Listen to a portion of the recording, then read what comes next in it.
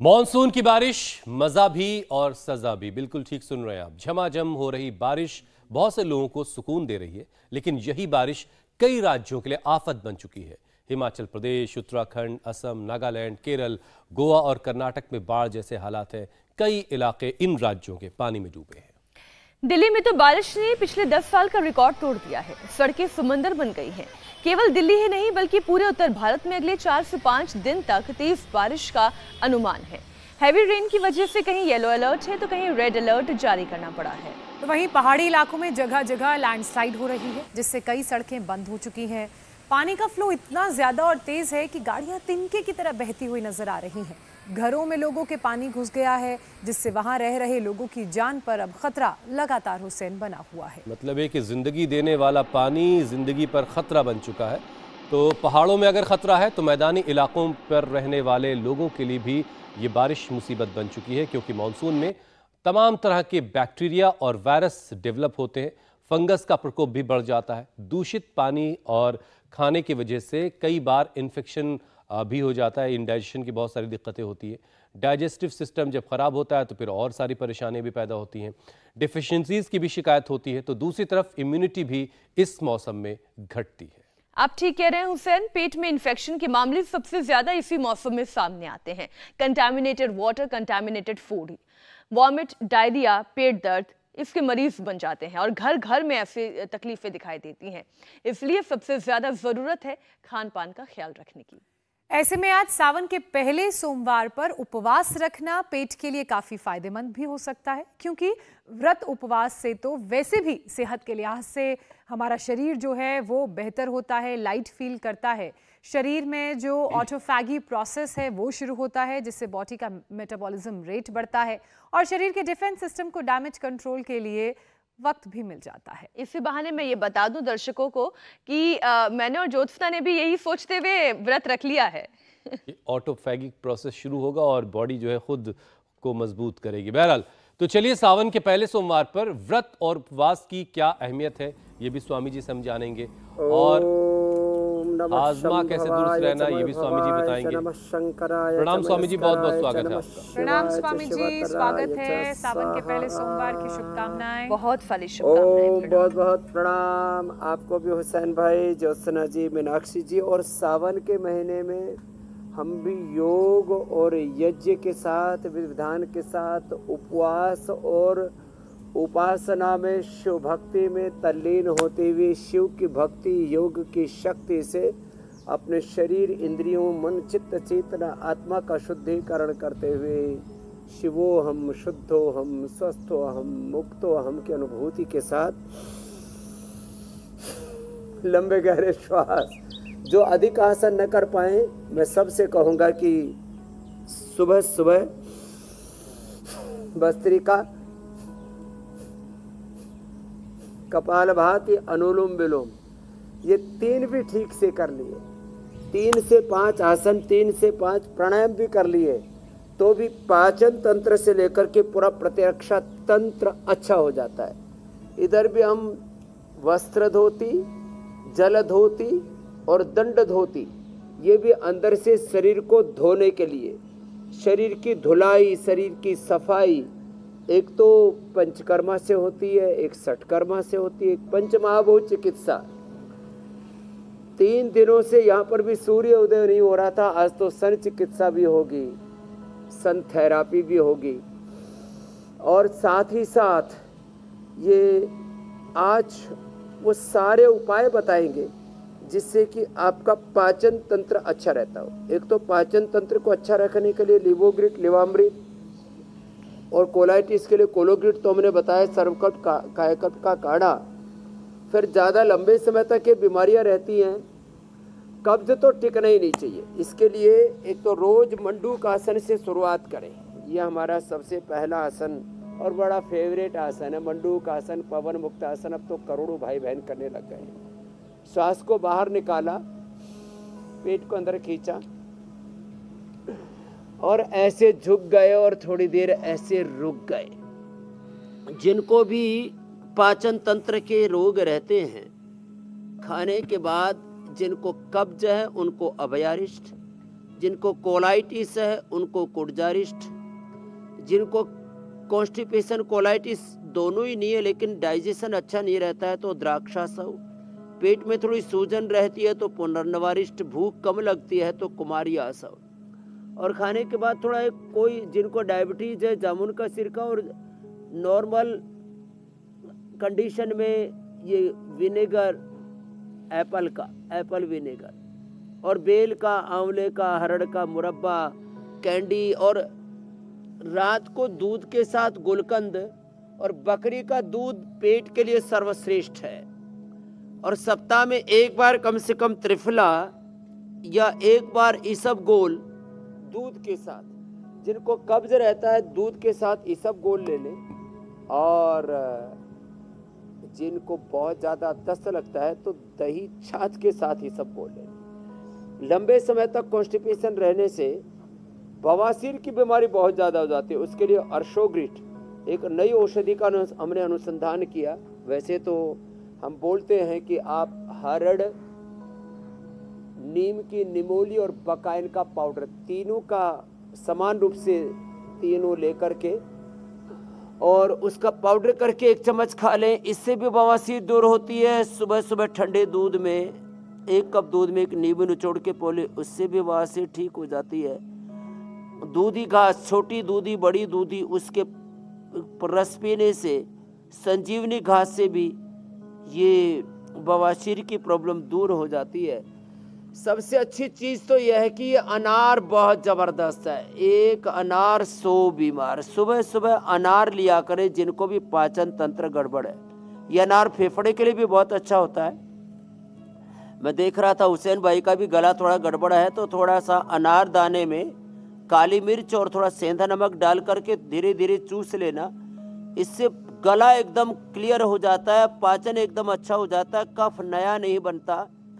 और हुसैन भाई गले में थोड़ी खर खर हो रही है तो कंठामृत, लवंग आदि या खदरादी वटी बड़ा जबरदस्त काम करती है।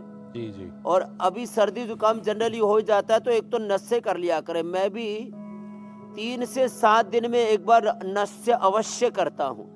और स्वासारी गर्म पानी में पी लो, अथवा स्वासारी त्रिकुटा बहेड़ा पाउडर मिलाकर के शहद से चाट लें, अथवा स्वासारी गोल्ड शहद से चाट लें, या स्वासारी या ब्रोनकोम ले ले। तो जिनको सर्दी जुकाम भी बरसात में, कभी बरसात हो गई फिर पंखे के नीचे बैठ गए, कभी एसी में चले गए, कभी कूलर में चले गए, और कूलर में भी आजकल बहुत तरह कोई नहीं स्वामी जी, फंगस पनपते हैं। कोई बात नहीं स्वामी जी, बारिश की वजह से जितनी भी दिक्कतें हैं पेट में चले जाते हैं। सबकी समस्याओं का समाधान आज होगा।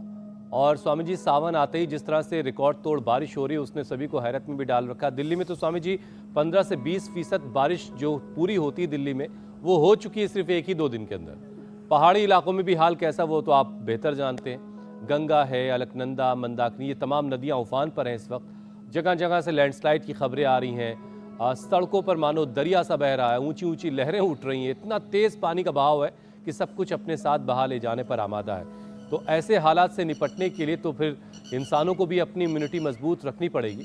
तो शो की हम शुरुआत इसी से कर लेते हैं कि पहले इस मौसम से निपटने के लिए, इम्यूनिटी मजबूत रखने के लिए कौन कौन से योगाभ्यास करने, उसकी शुरुआत तो आपने करवा ही दी है, और साथ में क्या क्या ख्याल रखा जाए, ख़ास तौर से जब मौसम बारिश का हो।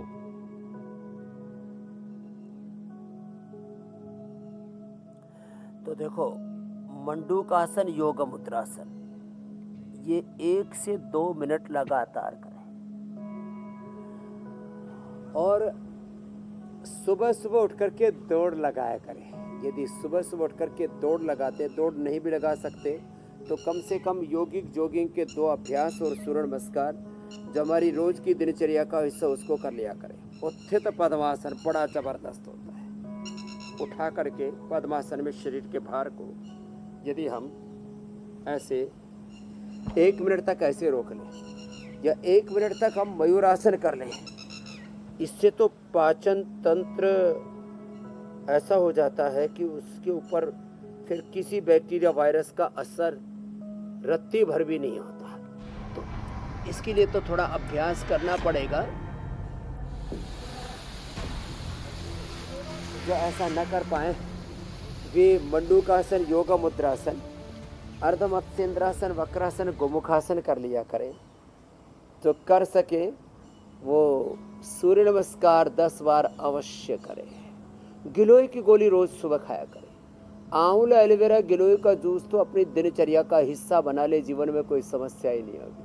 और इम्यूनोग्रिड बड़ा ज़बरदस्त है, इम्यूनिटी कंप्रोमाइज़ होगी। कोरोना के बाद तो लोगों की कोरोना का वैक्सीनेशन और फिर अलग अलग प्रकार के उस समय जो हाई डोज लिए थे ना दवाओं के, उसका, एंटीबायोटिक्स का, स्टीराइड्स का, फिर अलग अलग बीमारियों के लोग स्टीराइड बायोलॉजिकल खाते रहते हैं, उससे इम्यूनिटी लोगों की कंप्रोमाइज हो रखी है। और फिर पाचन तंत्र गड़बड़ होता है तो फिर उसके कारण से इम्यूनिटी और लो हो जाती है। एक तो लो इम्यूनिटी वालों को पाचन तंत्र की ज़्यादा समस्या होती है, कफ, कोल्ड, सर्दी, जुकाम, बुखार ज़्यादा होता है। ऊपर से पहले से लो इम्यूनिटी है, बरसात आ गई तो फिर समस्या और ज़्यादा बढ़ जाती है। एक गोली लिवोग्रिट की, ये लिवोग्रिट एक तो वाइटल है और एक ये सामान्य लिवोग्रिट है, ये दोनों ही बड़ी ज़बरदस्त हैं। एक एक गोली सुबह शाम खा लें, इससे लीवर एकदम पूरा पाचन तंत्र आते हैं। और जब आंतों में सूजन आ जाती है, कोलाइटिस, फिर अल्सरेटिव कोलाइटिस, खून तक आने लगता है, उसमें एलोवेरा, सौंफ का पानी थोड़ी थोड़ी मात्रा में, ज़्यादा देने से थोड़ा दस्तावर हो जाता है, अंदर से घावों को हील कर देता है। मुलेठी, सौंफ, एलोवेरा, ये अंदर के घाव को हील करने के लिए बड़ी ज़बरदस्त चीज़ है। आज ये पूरे औषधियाँ सामने लगी हुई ना, ये भूमि आंवला है, इसके साथ में मकोई है, इसके साथ पुनर्नवा है, साथ में दूधी जो मैं बोल रहा था, ये दूधी है, ये बड़ी ज़बरदस्त है। एलोवेरा अब तो घरों में लोग लगाने लग गए और अब थोड़े दिनों के अंदर अब गिलोय, तुलसी तो घर घर की शोभा बढ़ा ही रहे हैं। अब तो मैंने पीछे मुड़ के देखा तो आम, ये लंगड़े वाला है, लंगड़ा तो है, स्वामी जी बड़े दिनों से लटक रहा है, तो एकदम पूरा है। तो अगर इसकी जरूरत नहीं तो हम लोग चलते हैं। ये पक गया, अब आपके पास भेजने वाला हूँ, आप इसको रख लेना। ये एक एक दिन एक एक पकेगा, 15 दिन तक काम आएगा। आपको एक पेटी भेज ही देता हूँ। उस इसे तोड़ना नहीं है, दरअसल टपकेगा ना, भी खा लेंगे, आप भी खा तब मिलेगा आपको। स्वामी जी इन्हें पेटी छोड़िए, पेड़ ही भेज दीजिए। अब टपकने के लिए तैयार है, ठीक कह रहे। अच्छा स्वामी जी, अब हम आज ये सावन का महीना सच में है, ये जो आम भी जो मीनाक्षी जी, जी जो ये मसाला लगा करके आम खाते हैं ना, कच्चा तोड़ लेते हैं एकदम हरा, फिर उसमें मसाला लगाते हैं, वो भी पेट को खराब करता है। बिल्कुल तो हमको तो मसाला वाला आम खा ही नहीं सकते, तो ये जो मसाला वाला आम खाते हैं ना, वो ठीक नहीं है। टपके वाला आम सच में अच्छा होता है। और आजकल जामुन बहुत अच्छी आ रही है। मैंने कल जामुन खाई और उपवास मेरा चल ही रहा है, आज भी उपवास है, जैसे आपने कहा जामुन खा लो। जामुन तो पेट के लिए बड़ी ज़बरदस्त होती है। जामुन का छिलका तो चलो ये तो 12 महीने हम दे देते हैं, जामुन का फल खाओ और जामुन की गुठली रख लो, उसको खाली डायबिटीज़ के लिए, पाचन के लिए भी बड़ी अच्छी होती है। खैर, और ये जो पवन मुक्तासन से गोमुखासन तक, फिर सुप्त वज्रासन, सुप्त पद्मासन, ये तो पेट के लिए अप्रतिम है ही सो हैं। एक बात छोटी सी और बताना चाहते हैं, ये खीरा, करेला, टमाटर, जिनको डायबिटीज है उनको तो बताते हैं इसमें गिलोय, चिरायता, कुटकी, गुड़मार आदि, ये पाचन तंत्र के लिए भी बड़े अच्छे हैं। जिनको थोड़ा कॉन्स्टिपेशन रहता है उस दिन लगातार, केवल लौकी का जूस भी अच्छा होता है। लौकी तो देखो अभी सब्जियां मैंने सुना बड़ी महंगी हो गई है, अरे टमाटर 200 रुपए किलो हो गए, आग लग रही है टमाटर में।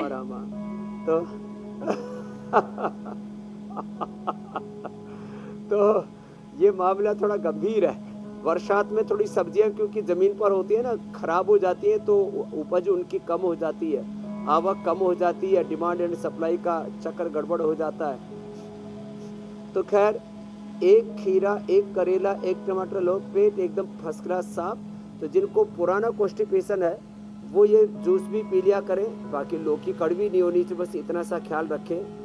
जीरा, धनिया, मेथी, सौंफ, अजवाइन, ये 5 चीज़ों का पानी भी हमने बताया। और सब्जी में जीरा के साथ हींग का तड़का जरूर लगाए। अब हम ये तो नहीं कहेंगे पतंजलि हींग का ही लगाएं, फिर लोग कहेंगे बाबा जी प्रचार नहीं कर रहे हैं, मैं तो उपचार के बारे में बता रहा हूँ, पेट के लिए बड़ा अच्छा होता है हींग। खैर, और नाभि पर भी हींग लगा लेते हैं तो फिर पेट में गैस आदि नहीं बनती। लो, लगाने से स्पर्श चिकित्सा भी बड़ा महत्वपूर्ण अंग है। तो ये मंडूकासन से लेकर से गोमुखासन तक। जी मेरी बहन, देखिए ना, सावन का पहला सोमवार आज है और शिव मंदिरों में सुबह से ही भक्तों की भीड़ लगी हुई है। वैसे तो पूरे महीने ही शिव की आराधना होती है, लेकिन सोमवार का अपना खास महत्व है। सनातन मान्यताओं में सोमवार को शिव की आराधना का दिन माना गया है। लोग उपवास रखते हैं जो सेहत के लिहाज से भी फायदेमंद है। और वैसे भी स्वामी जी, बारिश के मौसम में बैक्टीरियल, वायरल और फंगल इन्फेक्शन का खतरा बढ़ जाता है, जिसका सबसे ज़्यादा बुरा असर हमारे डाइजेस्टिव सिस्टम पर पड़ता है। तो ऐसे में उपवास के महत्व के साथ साथ अपने डाइजेस्टिव सिस्टम को कैसे हेल्दी रखें, कौन कौन से योगाभ्यास करें, क्या क्या नुस्खे आजमाएं, वो भी बताइए। स्वामी जी, एक चीज़ और यहाँ ज़रा जोड़ दूँ, दोनों देवियों का आज व्रत है। तो देखो, एक तो और व्रत रख करके दोनों देवियां जो हैं वो योगाभ्यास भी कर रही हैं और सुबह सुबह मंदिर भी होकर आई। और आज एक गाना सुन रहा था स्वामी जी, मैं व्रत में भी योग नहीं छोड़ती है। हाँ। अरे मेरा भी तो है। अच्छा, हाँ, स्वामी जी, भाई आपका तो आप है। भी व्रत रख लेना, फिर आपके लिए आम भेज दूंगा, आम से अपना व्रत तोड़ लेना। व्रत तो मुझे बहुत प्रिय है वैसे, लेकिन स्वामी जी मैं सोच रहा था कि ये मंदिर गई थी सुबह सुबह, तो एक गाना मैंने सुना अभी आते हुए, वो भोले बाबा दे दे नोट छापड़ की मशीन। तो ये गाना सुना मीनाक्षी की नहीं तुमने? और अगर जरा सुना दो तो अच्छा हो। लेकिन मैं एक बात बोलूं स्वामी जी, जो हुसैन कह रहे हैं ना, भोले बाबा नोट छापन की मशीन दे दे, भोले बाबा मुझे बहुत अच्छा बना दे, मेरे परिवार को बहुत अच्छा बना दे, तो नोट तो अपने आप बरसेंगे ही। शरीर अच्छा रहेगा तो नोटों की कोई कमी तो रहेगी नहीं। ये बात, सेहत अच्छी रहेगी, स्वास्थ्य होगा तो जीवन में सुख, समृद्धि, शांति सब कुछ मिल जाएगा। तो लोग जो मांगना चाहिए वो तो मांगते नहीं। भगवान से भगवान को मांगो कि प्रभु आपकी भगवत्ता मुझ में आ जाए। शिव से शिवत्व को मांगो, आपके भीतर शिवत्व आ गया तो सुप्त वज्रासन, सुप्त पद्मासन, और ये फिर पवन मुक्तासन बड़ा जबरदस्त है। उपवास की महिमा ये है मीनाक्षी जी, ज्योत्सना जी, कपालभाति के साथ इसको करो। ऐसे करते करते 1-2 मिनट में कड़ाके की भूख लगेगी, इंस्टेंट रिजल्ट मिलता है। हमारे 37 ट्रिलियन सेल्स, अष्ट चक्र, नवद्वार और पूरा का पूरा शरीर, हमारी इंद्रिया, स्थूल सूक्ष्म कारण शरीर, अन्नमय प्राणमय मनोमय विज्ञान आनंदमय कोश, 5 प्राण, 5 उपप्राण, 5 ज्ञानेन्द्रिय, 5 कर्मेंद्रिया, अंतःकरण चतुष्ट है। हमारा पूरा स्थूल सूक्ष्म कारण, ये जो पूरा अस्तित्व व्यक्तित्व है सब शुद्ध हो जाता है। ऑटोफैजी जो प्रोसेस है वो उपवास से इतना अच्छा हो जाता है कि ज़िंदगी में फिर कभी बीपी, कभी शुगर, मोटापा, ये गैस, कब्ज, एसिडिटी, वात, पित्त, कफ दोष, त्रिदोष और शरीर के दोष, इंद्रियों के दोष, मन के दोष, सारे निर्दोष हो जाते हैं। हम सारे दोष मिट जाते हैं, निर्बीज निर्द्वंद दग्ध बीज हो जाते हैं हम उपवास करने से। चर्मड़ी के रोग, देखिए उपवास के 10 बड़े फायदे बताता हूँ। एक तो वेट कम होता है, बीपी, शुगर, कोलेस्ट्रॉल सब कंट्रोल होता है, हार्ट डिजीज रिवर्स होती है। उपवास करने से हमारे स्किन डिजीज रिवर्स होती हैं। उपवास करने से हमारी बॉडी ऑटो पायलट पर आ जाती है, ऑटो इम्यून डिजीज दूर हो जाती है। पवन मुक्तासन, उत्तान पादासन करते करते मैं ये इसलिए बातें बता रहा हूँ, जब भूख लगती है तो हमारी पंचभूताग्नि, हमारी जठराग्नि, हमारी प्राणाग्नि, सप्त तत्वाग्नि, जठराग्नि हमारी पूरी तरह से प्राणाग्नि से उद्बुद्ध प्रबुद्ध हो जाती है, जिससे जितना हो पाए पवन मुक्तासन से लेकर के उत्तान पादासन, नौकासन, ये पादांगुष्ठ नासास्पर्शासन, अभी सर्वांगासन, हलासन हम करने वाले हैं। ये बहुत ही ज़बरदस्त होते हैं, इम्यूनिटी के लिए भी और पेट के लिए भी बहुत ही ज़बरदस्त हैं। तो ये उपवास और उपासना करने से हमारा शरीर और हमारी आत्मा, तन मन, प्रभु तन में बसा करना, प्रभु मन में बसा करना, वैकुंठ यही तो है, इसमें ही रमा करना। प्रभु को जब भक्ति पूर्वक याद करते हैं, और देखो भक्ति के साथ शक्ति की आराधना योग से, एक तरफ प्रभु की भक्ति दूसरी तरफ योग की शक्ति दोनों जुड़ जाएंगी, तो फिर ये जो मैं कह रहा था उपवास से सारी चर्म रोग, सारी SLEMS ऑटोइम्यून डिजीज, MND और कैंसर के लिए अप्रतिम है। मैंने तो नेहा ठाकुर से लेकर के जो है अलग अलग, शालिनी से लेकर के आपने देखा ब्रह्मवती से लेकर के कितने लाइव एग्जाम्पल्स मैंने दिए हैं, जिनको हम उपवास कराते हैं, साथ में बस्ती भी कराते हैं। ये जलनेति, सूत्रनेति, आज धोती का अभ्यास कराया, वस्त्र धोती, दंड धोती और जल धोती, ये इसी को कुंजर, बाद में अपभ्रंश होकर कुंजल हो गया।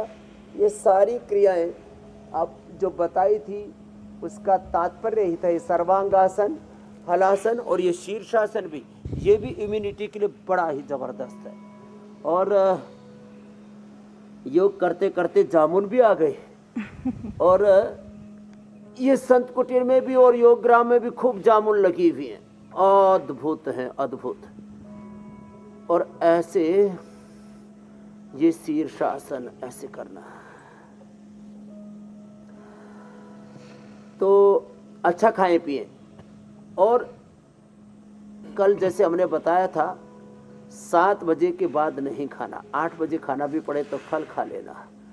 ऐसे आज कुछ और भी स्वामी जी थोड़ी सी जीने के कुछ ऐसे सूत्र है, कुछ ऐसे।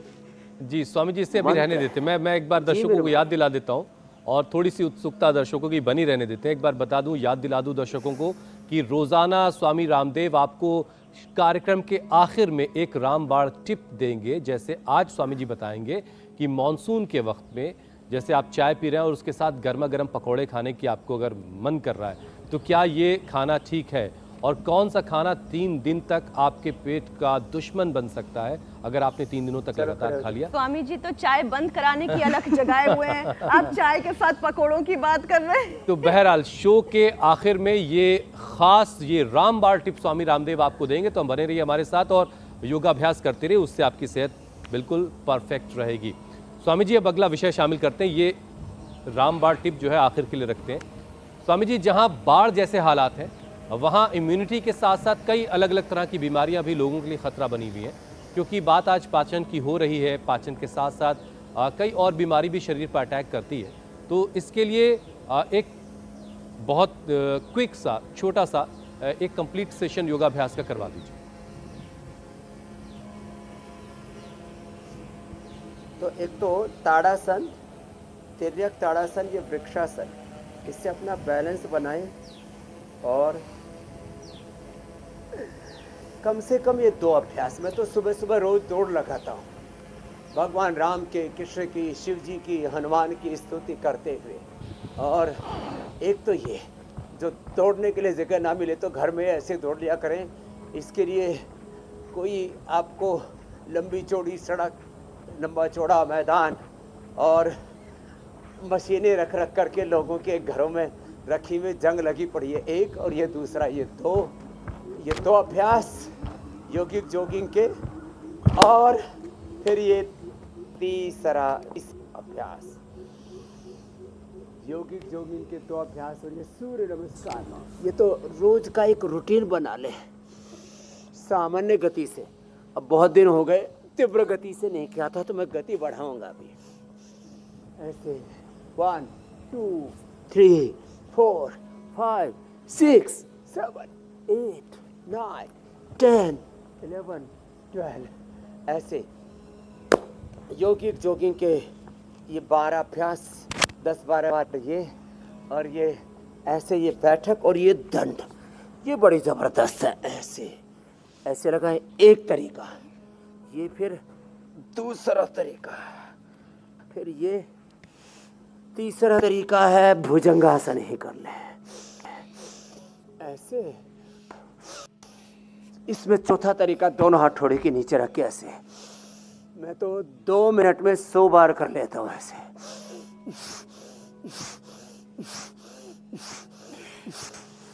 इससे फेफड़ों पर बुरा असर नहीं आएगा, सर्दी जुकाम कफ कोल्ड कुछ नहीं होगा। ऐसे ये इससे हार्ट 100 साल तक अच्छा रहेगा, रीढ़ की हड्डी 100 साल तक अच्छी रहेगी, पाचन बहुत अच्छा रहेगा। तो ये तो रोज करना ही करना है। देखो भाई, इसमें कोई कॉम्प्रोमाइज नहीं, ऐसे कर ले। और जो थोड़े मजबूत हैं फिर तो ऐसे ये चक्रदंड भी लगा सकते हैं। अब इस चक्रदंड के लिए तो थोड़ा पहले प्रैक्टिस करनी पड़ेगी, क्योंकि नहीं तो संतुलन नहीं बन पाएगा। और जब संतुलन बन जाएगा फिर तो ऐसे भी हो जाएगा। लेकिन ये करने के लिए पहले बटरफ्लाई करेगा। अच्छा स्वामी जी, पाचन को लेकर के आपने काफी कुछ बता दिया। अब इंडिया टीवी देख देख के मैं लेकिन स्वामी जी, पेट से जुड़ी 2-1 दिक्कतें और जरा उसके बारे में भी बता दें। 50 बार 100 बार तक सूर्य नमस्कार करने लग गए लोग। जी जी जी। एसिडिटी और गैस को लेकर के तो अक्सर लोगों से ये सुनते हैं कि गैस फला जगह चढ़ गई है, गैस फला जगह, गैस की वजह से दर्द हो रहा है। तो गैस और एसिडिटी से कैसे निजात मिलेगी? गैस यहाँ पूरी छाती में चढ़ जाती है तो कई बार आदमी को ऐसा लगता है हार्ट अटैक हो गया। गैस दिमाग में चढ़ जाती है, गैस ऊपर से निकलती है, गैस नीचे से निकलती है। एक तो कपालभाति करते करते पॉइंट दबा लिया करें, या गैस के लिए जो है उल्टे लेट करके, इधर क्या नाम है, मोहन, उल्टा लेट जा। कहाँ से आया है? नागपुर से। हाँ, लेट जा कोई बात नहीं। हाथ पीछे कर, तेरे चिमटा नहीं मार रहा। कभी सोचे कि बाबा जी ये भी तो विचार कर रहे हैं।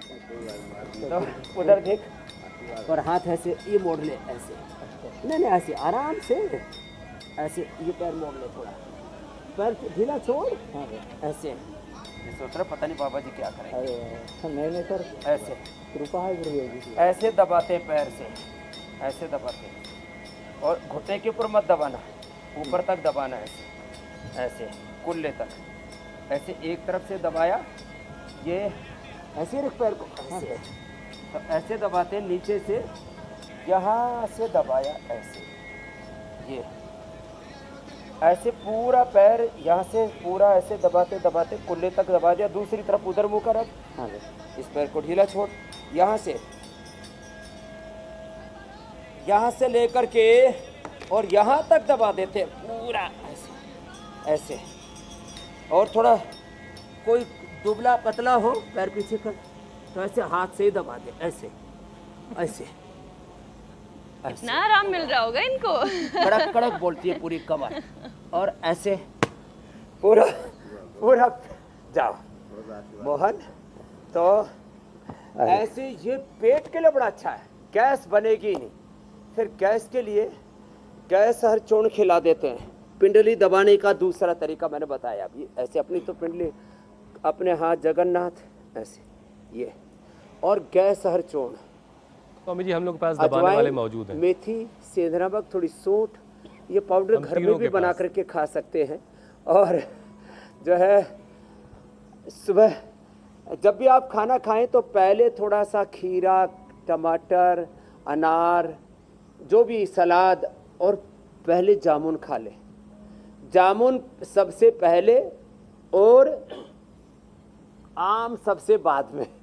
और एसिडिटी के लिए तो एसिडोग्रिट और लिवोग्रिट दोनों का कॉम्बिनेशन बड़ा ज़बरदस्त है, इसको खा लिया करें, बड़ा ज़बरदस्त। लेकिन स्वामी कुछ दिनों तक जो है खीरा, टमाटर, इसको थोड़ा बाहर करना पड़ेगा। व्हीट ग्रास, लौकी का जूस रामबाण है, व्रत उसमें भी फायदेमंद है। मुक्ता शक्ति रामबाण है। अभी पत्ती कर चूर्ण 100 ग्राम में 10 ग्राम मुक्ता शक्ति मिला करके। जी स्वामी जी, मैं कह रहे थे, हुसैन कह रहे हैं खीरा टमाटर से बचना पड़ेगा। तो बढ़िया बात है, पूरे सावन के महीने व्रत रख ले, पॉकेट भी बच जाएगी। अच्छा स्वामी जी, वैसे तो आप कई बार बता चुके हैं और लोगों को इसका फायदा भी मिलता है, लेकिन हम इसलिए अक्सर आपसे उन परेशानियों का जिक्र करते हैं, उसे दोहराते हैं, जिससे कि लोगों को याद हो जाए और जो नए दर्शक हैं हमारे वो भी समझ जाएं। स्वामी जी, जो लोग परेशान हैं वो ठीक हो सके, हम बात कर लेते हैं अल्सर और पाइल्स की। तो अल्सर और पाइल्स के लिए क्या करना चाहिए, इसका निदान कहाँ है और कैसे है? क्योंकि इस मौसम में तेल, मिर्च, मसाला खाने का मन कुछ ज्यादा ही करता है, लोगों का जी ललचाता है और फिर परेशानी और बढ़ जाती है। तो अल्सर और पाइल्स के लिए क्या करना चाहिए? दही बड़ा खूब खाते हैं, दही में भी लाल मिर्ची मिला करके खाते हैं। और जैसे हुसैन भाई ने बताया, एक तरफ गर्मा गर्म पकोड़े, फिर चाय, विरुद्ध आहार वैसे तो वो खाते हैं। और मिर्ची का पूरी मिर्ची, उसके ऊपर बेसन लगा के पकोड़ा। और स्वामी जी, मिर्ची बड़ा राजस्थान का बड़ा फेमस है। तो अरशोग्रिट तो और वो हरी वाली तीखी, एक तो कम थोड़ी फीकी होती है, उससे तो फिर भी बात निभ जाएगी। जो तीखी वाली मिर्ची होती है ना, वो भूत मिर्ची, वो तो बड़ी खतरनाक होती है।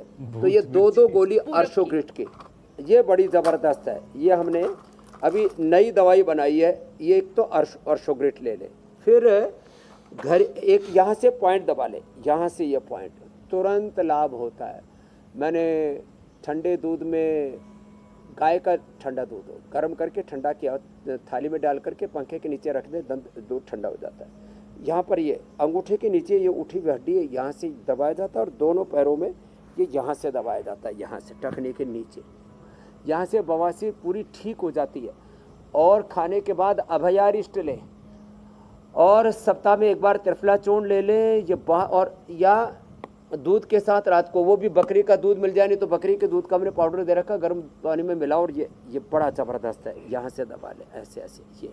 और रही बात अल्सर की, अल्सर के लिए सबसे बेस्ट है, अल्सरेटिव कोलाइटिस हो तो कोलोग्रिट खा ले, ये उसके लिए रामबाण काम करती है, कोलोग्रिट। बाकी नागकेशर 100 ग्राम, कहरवा पिष्टी 10 ग्राम, स्पटे का भस्म 5 ग्राम, मोती पिष्टी 5 ग्राम, ये पाउडर मिलाकर के सुबह शाम खा ले। और ये दूधी है ना, ये छोटी और बड़ी दूधी बड़ी ज़बरदस्त काम करती है स्वामी जी। तो ये जो दूधी घास, इसको पीस करके, या संजीवनी घास, और या शीशम के पत्ते बड़े ज़बरदस्त होते हैं।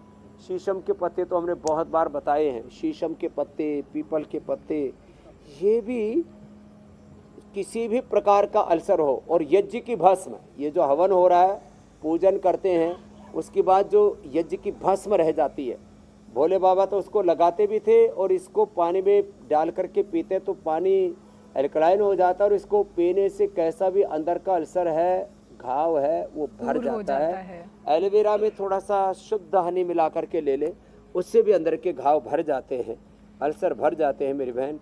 और धीरे धीरे करे कपालभाति, जोर से ना करे मीनाक्षी। स्वामी जी, ये तो उपाय आपने बताए, साथ ही योग की महिमा के बारे में बताया। अब एक सेशन प्राणायाम का भी करवा दीजिए, ताकि पाचन प्राणायाम से दुरुस्त हो और साथ ही उसके फायदे भी हमारे ध्यान भी जरूर करवाइएगा स्वामी जी। है सबके लिए। हाँ, ध्यान बहुत जरूरी है। जब भी सुबह उठे तब इसी ध्यान के साथ सुबह की शुरुआत करनी चाहिए। शिवो हम, रामो हम, कृष्णो हम, हनुमत हम, आत्मा हम, मैं शुद्ध आत्मा हूँ, शुद्धो हम, बुद्धो हम, मुक्तो हम। इस भाव चेतना से नीचे नहीं आना चाहिए। अपने स्वरूप में, अपनी निजता में रह करके, अपने योग धर्म, आत्म धर्म में, स्वधर्म में, शिव धर्म में रह करके अपने स्वधर्म का, स्वकर्म का पालन करना चाहिए। ये योग का मूल सिद्धांत है, योग की मूल दृष्टि है।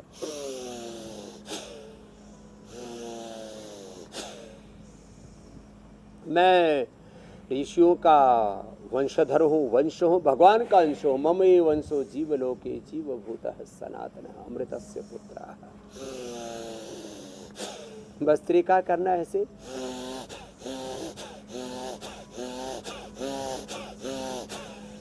भस्त्रिका, फिर दूसरा ही कपालभाति। भस्त्रिका 1 से 2 मिनट, और वक्त मिले तो 5 मिनट कर लेता, फिर तो बात ही क्या, शरीर के भीतर बाहर एक ब्रह्मास्त्र तैयार हो जाता है, जो सब रोगों से हमें बचाता है। स्वामी जी, दोनों देवियां यहाँ प्राणायाम करती रहेंगी, और हम अब सवालों को शामिल करते हैं, क्योंकि लोग बहुत बेसब्री से इंतजार कर रहे हैं आज की रामबाण टिप का। तो उस पर जाएं, उससे पहले सवालों की शुरुआत कर लेते हैं। मध्य प्रदेश से सबसे पहला सवाल अमन का है। मुझे फैटी लीवर की भी बीमारी है। एक बार में अच्छे से मेरा पेट साफ नहीं हो पाता है। कृपया इसका इलाज बताएं बाबा जी, और मुझे एसिडिटी भी बहुत होती है।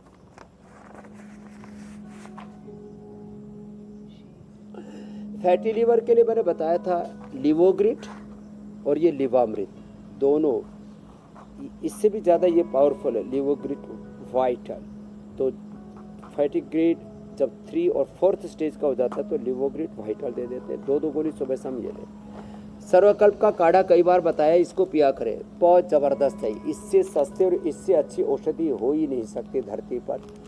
और इसके अलावा एसिडिटी के लिए सबसे बेस्ट है लौकी का जूस पियो, एलोवेरा का जूस पियो, उसमें हल्का सा शहद मिला लो, सौंफ का पानी पियो, और अनार, गाजर, चुकंदर, व्हीटग्रास, एलोवेरा, लौकी और उसमें दूधी और मिला दे दूधी घास, तो एसिडिटी मतलब होगी ही नहीं कभी। और फिर अल्सरेटिव कोलाइटिस है तो वो भी ठीक हो जाएगा मेरे भाई अमन जी। और कपालभाति आप भी धीरे धीरे करना भाई, ये प्राणायाम तो अच्छा है। अगला प्रश्न आप ले लीजिए मेरे भाई हुसैन जी, मैं भी करता हूँ। स्वामी जी अगला सवाल चंडीगढ़ से आया है मृदुला शर्मा का। मेरे पति को सोराइसिस की प्रॉब्लम है, हाथों में काफ़ी ज़्यादा प्रॉब्लम है स्किन की, कृपया समाधान बताएं। तो देखो, सोराइसिस के लिए सबसे अच्छा उपवास करें। इंटरमीडिएट उपवास तो रोज करना है। शाम को 7 बजे के बाद उनको खाना खाना ही नहीं, अगले दिन फिर 9 बजे खाएं तो 14 घंटे का इंटरमीडिएट उपवास हो जाएगा। स्किन सेल्स अपने आप रिपेयर हो जाएगी। नमक, चीनी, मैदा, जितना भी junk food, fast food, unhealthy food है, चाय कॉफ़ी है, इससे थोड़े दिन तौबा करें। औषध के तौर पर मृदुला जी, आपके पति सुबह उठकर गोधन अर्क लें और उसके साथ नीम की गोली खा लें। खाली पेट डर्माग्रिट, कायाकल्प, दोनों में से कोई भी ले सकते हैं, या डर्माग्रिट कायाकल्प की 2 गोली, और खाने के बाद सोरोग्रिट 2 गोली 3 बार ले लें। और ये गोधन अर्क को नीम का प्रयोग बताया 2 बार ले लें। मैंने तो एकदम गल सड़ जाता है ना, पूरा शरीर जर्जरित हो जाता है, उनको भी ठीक किया है। और ये पूरी प्रक्रिया होने में 1-2 सप्ताह और अधिकतम 1 से 2 माह में सोराइसिस क्लियर हो जाता है, नहीं तो जिंदगी भर सोराइसिस बना रहता है। योग आयुर्वेद में ही इसका 100% समाधान है। कपालभाति और अनुलोम विलोम प्राणायाम जरूर करेंगे आपके पतिदेव मृदुला जी। अगला प्रश्न आप ले लीजिए मेरे भाई हुसैन जी। अगला प्रश्न स्वामी जी बिहार से मुकेश का है। स्वामी जी, मेरी मम्मी को कमर में चोट लगने के कारण L4, L5, S1 हो गया है। उनके कमर में बहुत पेन रहता है। डॉक्टर बोलते हैं कि उनको सर्जरी करना पड़ेगा। आप बताइए इसका उपाय क्या है? L4, 5 और S1 में जो प्रॉब्लम आई है, ये जो मणके हैं उनके नाम रख रखे हैं। नीचे वाले जो मणके हैं उनका L से बोला जाता है, ऊपर वालों को S से बोला जाता है। मणकों की दिक्कत है तो एक तो ये मकरासन, दूसरा भुजंगासन, आराम आराम से, फिर तीसरा शलभासन, धीरे धीरे करवाएं। खाली पेट पीड़ानील गोल्ड खाने के बाद अश्वगंधा, अश्वशिला, त्रयोदशांग, बस पूरी रीढ़ की हड्डी रिपेयर हो जाएगी। एक जनरल बात बता देता हूँ, जिनकी भी रीढ़ की हड्डी से लेकर के पूरे शरीर की हड्डियां गड़बड़ हैं, वे लाक्षादि गुग्गुल और दूध में हल्दी शिलाजीत का सेवन अवश्य किया करें। कुछ ऐसे नियम अपने जीवन में बना लें, उनका पालन कर लेंगे। ये मरकटासन, इतना ये जरूरी है मेरुदंड के लिए। 3 अभ्यास इसके हैं, एक में घुटने पंजे पास में, दूसरे में घुटने पंजों में फासला, ऐसे आराम आराम से एक अभ्यास को 1-2 मिनट करना है कम से कम। बड़ी बीमारी में 10 मिनट तक अभ्यास कराते आसनों का, ये जरूरी है। आज रीढ़ की हड्डी के लिए इतना भी कर लिया आराम आराम से। और अर्ध पवन मुक्तासन, बस। तो माँ की बात थी इसलिए मैंने पूरा पैकेज आपकी माँ के लिए दे दिया है। बस वजन ज़्यादा ना उठाएं, अपने बैठने सोने के पोज ठीक रखें, दही छाछ नींबू अचार टमाटर बाय भादी की चीज़ें ना खाएं, इतना ध्यान रखेंगे मेरे भाई मुकेश जी। स्वामी जी, अब रामबाण टिप का वक्त हो चला। बड़ी बेसब्री से लोग इंतजार कर रहे थे कि ये एक वक्त कब आएगा जब आप रामबाण टिप के बारे में बताएंगे। तो स्वामी जी, बारिश के मौसम में गर्मा गर्म पकौड़े और साथ में चाय, ये क्या सेहत के लिए खतरनाक है? और कौन सा आहार पेट में कितनी देर तक टिकता है? जैसे फ्रूट जो है वो कितने घंटे तक रहते हैं, सब्जियां और दूसरी सारी चीज़ें। कितनी देर में हजम हो जाते हैं, ऐसा बोले तो ज़्यादा उपयुक्त शब्द होगा। तो फल हमारे शरीर के अंदर, फल और सलाद, ये 3 घंटे में हजम हो जाते हैं। एकदम कोई भी प्रैक्टिकल करके देख सकता है। सुबह आप 8-9 बजे कोई भी फल खा लीजिए, सेब खा लीजिए, पपीता खा लीजिए, अनार खा लीजिए, जामुन खा लीजिए, हाँ? कोई भी फल आप खाइए, 3 घंटे में पेट खाली हो जाएगा, भूख कड़ाके की लगेगी। फल 3 घंटे में हजम हो जाता है। जो सब्जियां हैं, सब्जियां यदि बॉयल्ड हो तो 3 घंटे में हजम हो जाएगी। यदि छोंक करके, मसाले डाल करके या तल करके सब्जी बनाते हैं तो वो 6 घंटे में हजम होती है। और जो दाल, रोटी, पास्ता, इडली, डोसा जो खाते हैं, ये 16 से 18 घंटे लग जाते हैं। और आप साइकिल देखेंगे, जिस कलर का कि जो चीज़ आप खा रहे हैं उसको बाहर आने में भी उतना ही समय लगता है। और ऑर्डर में, क्रम में, ये क्रम बड़ा ज़बरदस्त है, सीक्वेंस ही है। जब भी आप कोई भी चीज़ खाते तो सबसे पहले इसलिए फल खाओ, सलाद खाओ, सब्जी खाओ, फिर ऊपर से रोटी और लास्ट में मिष्टान्न आदि खाया जाता है। तो रोटी, चावल, पास्ता, इडली, डोसा, चूरमा, हलवा, ये जो मामला है, जलेबी और पकोड़े सकोड़े जो आप बता रहे हो अभी, गोलगप्पे, इसमें 18 घंटे लग जाते हैं, 16 से 18 घंटे। और नॉन वेज बड़ा खतरनाक है, ये 72 घंटे लग जाते हैं। और कुछ तो मेंढक के पकोड़े और कुछ जो है मुर्गे के पकोड़े बना करके खाते। पहली बार मैंने दिल्ली में 30 साल पहले करोल बाग में जब उल्टे लटकते देखे, मैंने कहा भाई ये कौन से पकोड़े हैं? बोले पकोड़े नहीं, मुर्गे हैं बाबा जी, उल्टे लटका रखे भून करके। तो ये मामला बड़ा खतरनाक है। तो वर्षात में पाचन तंत्र ऐसे ही कमज़ोर हो जाता है, तो जो देर से चीज़ें डाइजेस्ट होती हैं उनको ना खाएं। जो चीज़ें जल्दी डाइजेस्ट हो जाती हैं उनको खाएंगे तो पाचन रहेगा एकदम 100% परफेक्ट। मेरे भाई हुसैन जी। स्वामी जी, अब आपसे इजाज़त लेने का वक्त है और बहुत बहुत शुक्रिया। बहुत बहुत धन्यवाद स्वामी जी, प्रणाम। इंडिया टीवी हर वक्त हर जगह डाउनलोड करने के लिए सर्च करें India TV news Google play store या ऐप स्टोर पर।